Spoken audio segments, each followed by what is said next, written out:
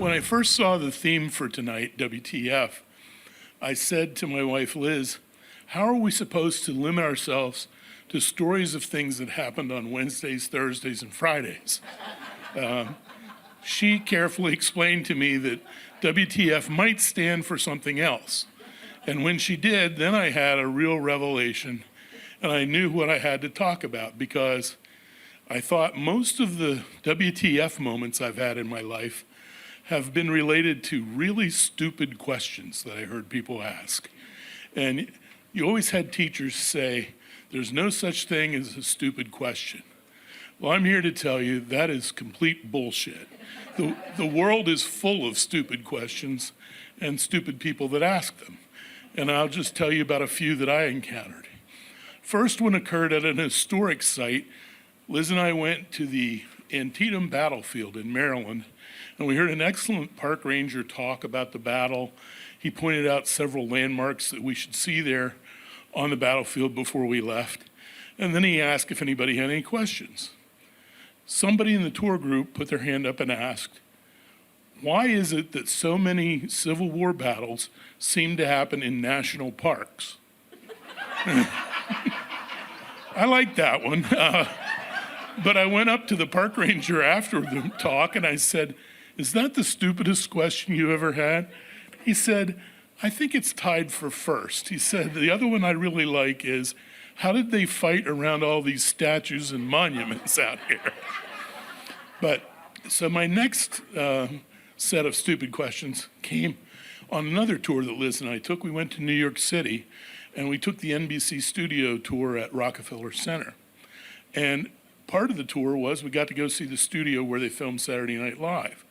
And we're sitting where the audience sits, and they gave us a great description of how they run the show and where the music acts are and all that.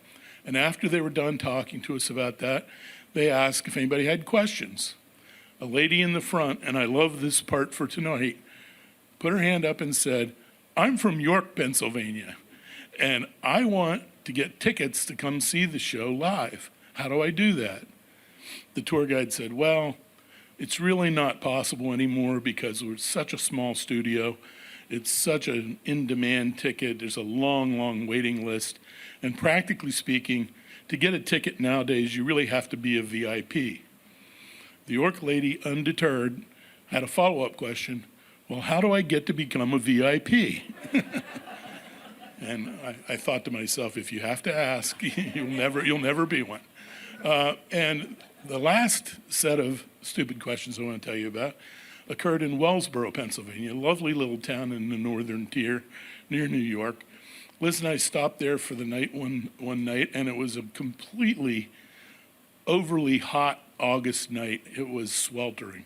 We decided to stay overnight at the old Penn Wells Inn in downtown Wellsboro, and when we went in and checked in, they neglected to tell us that there was no air conditioning in the hotel.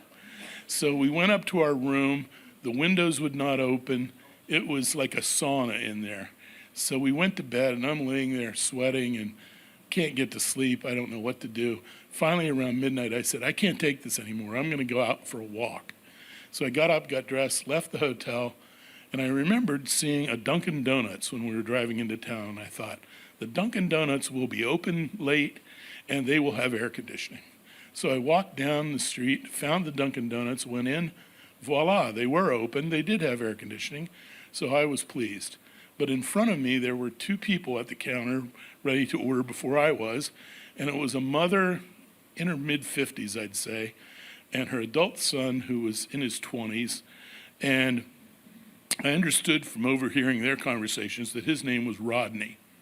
So the teenage girl behind the counter asked them, what can I get for you? And the mother speaks up immediately and says, I'll have 2 apple-filled donuts and a vanilla iced coffee. And the teenage girl looks perplexed and she says, we don't have any apple-filled donuts. We've never had that kind here. And the woman says, she's just outraged. What do you mean you don't have apple-filled donuts? Every Dunkin' Donuts I've ever been to has apple-filled donuts. That can't be true. I thought to myself, yeah, she's probably lying to you. They're probably in the back, and she's just pissed at you and isn't going to give them for you. But anyway, the girl continued to deny that they had apple-filled donuts, so she said, okay, no donuts, just get me the vanilla iced coffee. And the girl said, what size of French vanilla iced coffee would you like? And the woman said, I didn't say French vanilla. I don't want French vanilla. I just want vanilla iced coffee. And the girl said, well, the only flavor of vanilla we have is French vanilla. And the woman said, oh, this is ridiculous. I'm not getting anything. Rodney, you go ahead and order whatever you want. And Rodney stepped up, and I'll just say, in my terminology, Rodney was what I would call a mouth breather. And Rodney steps up to the counter, and he asked my all-time favorite stupid question of all time, which was, what flavor are the glazed donuts? Thank you.